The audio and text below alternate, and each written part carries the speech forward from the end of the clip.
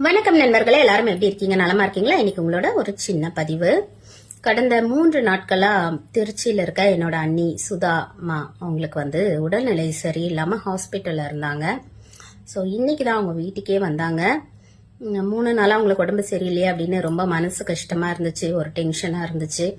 ஏன்னா 2 பொம்பளை பிள்ளைங்க, சின்ன பிள்ளைங்க, அவங்கள பாத்துக்கிற அளவுக்கு அவங்களுக்கு பக்குவம் இல்லை.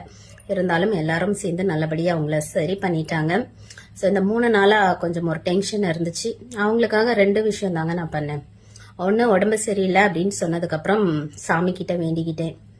2வது விஷயம் அவங்க எப்படி இருக்காங்க, சாப்பிட்டாங்களா, என்ன பண்ணுறாங்க அப்படின்னு சொல்லிட்டு ஃபோன் பண்ணி விசாரித்தேன். ஸோ இந்த 2 விஷயங்கள் தான் பண்ணேன். அவங்க அதுக்கே ரொம்ப சந்தோஷப்பட்டாங்க.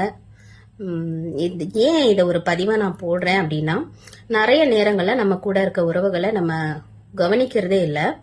ஸோ என்ன சொல்றது, ரொம்ப ரொம்ப சாதாரணமான விஷயம். ஒரு 2 நிமிஷம் ஒதுக்கி நீங்க எப்படி இருக்கீங்க, நல்லா இருக்கீங்களா அப்படின்னு கேட்கலாம். ஏன்னா எல்லாமே வேலை நிமித்தம் ஒரு ஒரு இடங்கள்ல இருக்கும், வேற வேற ஊர்கள்ல இருக்கும்.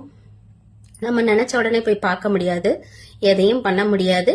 அதே மாதிரி என்ன சொல்றது, பணமா கொடுக்கணும் அப்படின்ற எந்த அவசியமும் இல்லை. ஏன்னா உண்மையான அன்புக்குங்கிற யாரும் பணத்தை எதிர்பார்க்கறது இல்ல, அந்த ஒரு பாசத்தையும் அக்கறையும் மட்டும்தான் எதிர்பார்க்கறாங்க.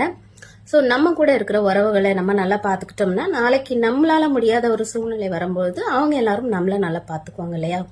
ஸோ நம்ம ஓடுற ஓட்டத்துல நிறைய பேர் இதை மறந்துடுறோம்.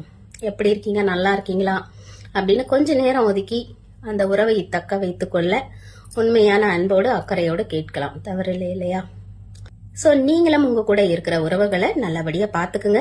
உறவுகள் கிடைக்கிறது பெருசு இல்லைங்க, அதை நல்லபடியா பாத்துக்கிறது தான் ரொம்ப முக்கியமான விஷயம். கடவுள் எல்லாருக்குமே உறவுகளை நிறைய கொடுப்பாரு. ஆனா எல்லாரும் அந்த உறவுகளை சரியான விதத்துல பாதுகாத்துக்கிறது இல்ல. சோ உங்க கூட இருக்க நல்ல உறவுகளை பாதுகாத்துக்குங்க. மீண்டும் ஒரு நல்ல பதிவில் சந்திக்கலாம். நன்றி.